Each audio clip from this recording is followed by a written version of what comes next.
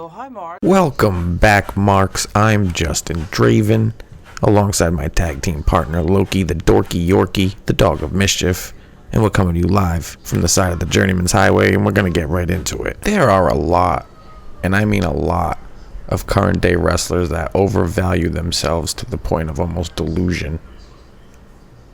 It's kind of hilarious. It's kind of sad. It's kind of respectable. But a lot of these people are way off the mark. Now, am I saying it's a bad thing to be confident and always strive to better yourself in your situation? Not at all. But you got to be a realist at the same time. Okay?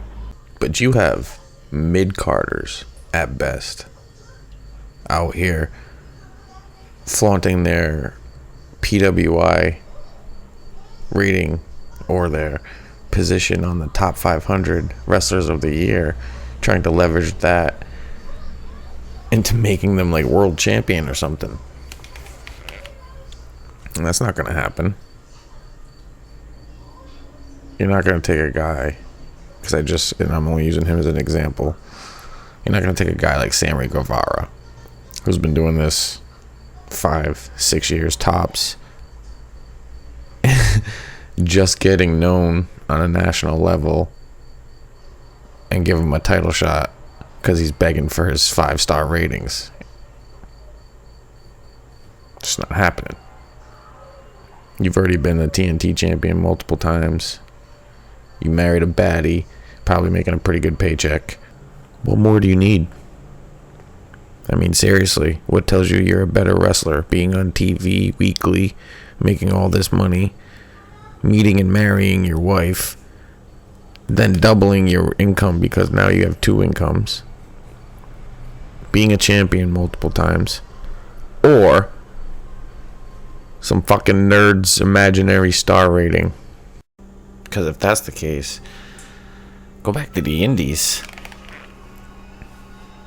You're not in it to make money and become a star. You're in it to get 5-star ratings. So go back to the indies and put on those barn burner events in bingo halls and shit.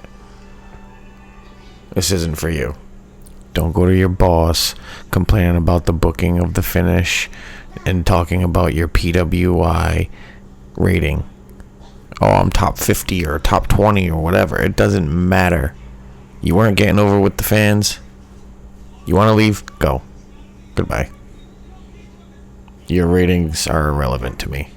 You want to go to your boss and complain about how you should be doing this, or you're not going to do this, or you want to go over to the legends and say, oh, I don't need to take advice. What?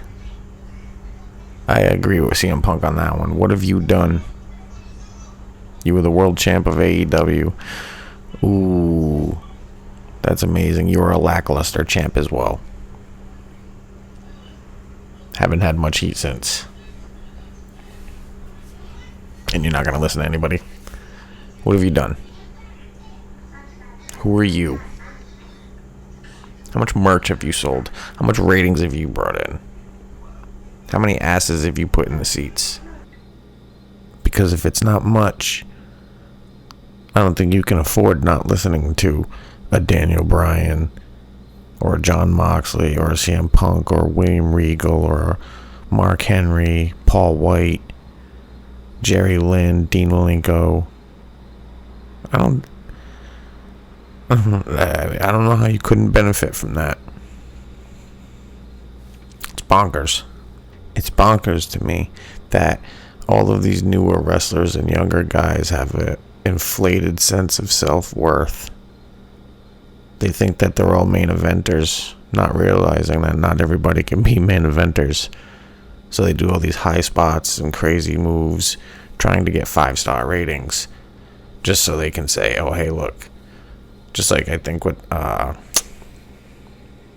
Jonathan Gresham, I think his name was, or is, got into an argument with Tony Khan, and he held up his PWI ranking.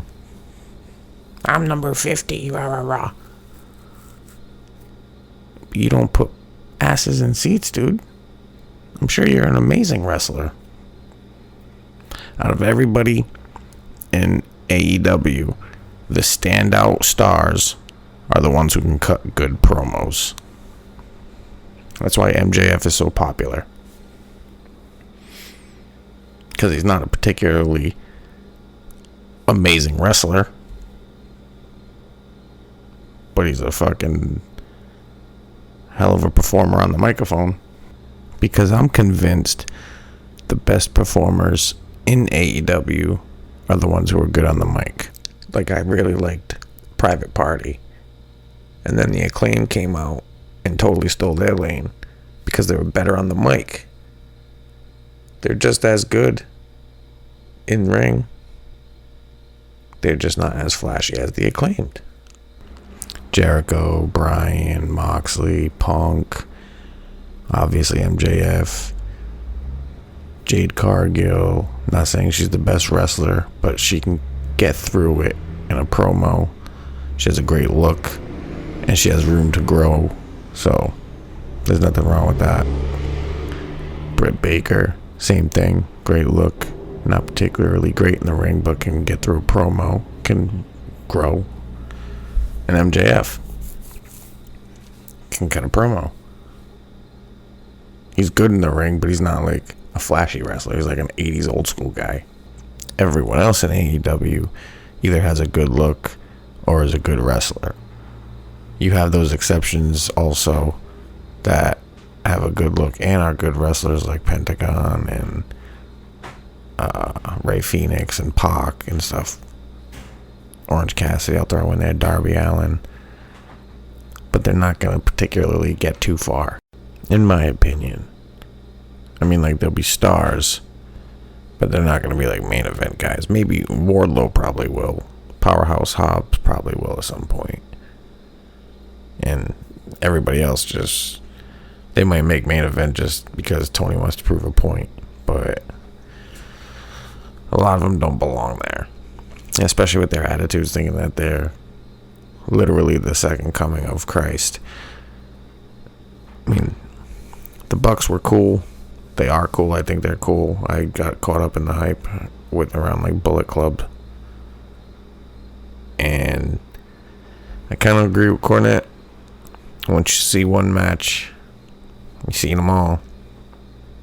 And it's just boring after a while.